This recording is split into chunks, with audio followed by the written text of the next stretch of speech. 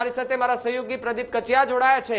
પ્રદીપ, જે રીતે સમાચાર મળ્યા છે કે 11 તારીખે 11 સપ્ટેમ્બરના રોજ ચૈતર વસાવાની જામીન અરજીને લઈને સુનાવણી હાથ ધરવામાં આવશે। સુપ્રીમ કોર્ટના એક સિનિયર વકીલ જે છે તે હાજર રહેવાના છે ને દલીલ કરશે તેવી વાત અત્યારે સામે આવી રહી છે।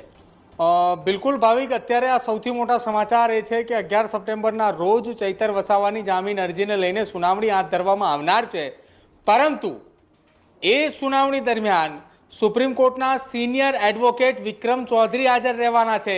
તેઓ દલીલ કરવાના છે। ભૂતકાળની અંદર એક વખત એટલે કે તેમને 28 ઓગસ્ટના રોજ તેઓ દિલ્હીથી આવ્યા હતા।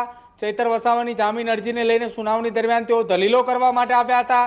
ચૈતરને જામીન મળે એ માટેની તૈયારી સાથે તેઓ આવ્યા હતા, પરંતુ 28 તારીખે સુનાવણી ન થઈ અને હવે નવી તારીખ આવી 11 સપ્ટેમ્બર।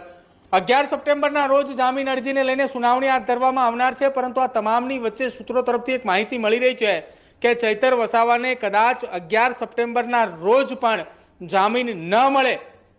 ગુજરાતની અંદર ચૈતર વસાવા જ્યારથી જેલની અંદર છે ત્યારથી આમ આદમી પાર્ટીના નેતાઓએ ચૈતર વસાવાના સમર્થનની અંદર સભાઓ કરી રહ્યા છે, બેઠકો કરી રહ્યા છે, અને ગુજરાતમાં જ્યારથી આમ આદમી પાર્ટીએ સદસ્યતા અભિયાનની શરૂઆત કરી છે ત્યારથી સતત દરેક જગ્યા ઉપર દરેક ગામની બેઠકમાં ચૈતર વસાવાનો મુદ્દો ઉઠાવી રહી છે।